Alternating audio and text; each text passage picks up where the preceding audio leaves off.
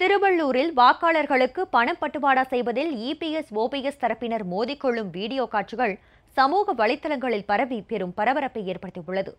திருவள்ளூர் மாவட்டம் EPS OPS தரப்பு சோழவரம் ஒன்றிய செயலாளர் கார்மேகம், கூட்டுறவு சங்க தலைவர் ராஜேந்திரன் மற்றும் ஊராட்சி செயலாளருக்கிடையே பணப்பட்டுவாடா செய்வதில் கடும் மோதல் ஏற்பட்டது. இது தொடர்பான காரசாரமான விவாதம் குறித்த வீடியோ சமூக வலைதளங்களில் வேகமாக பரவி வருகிறது.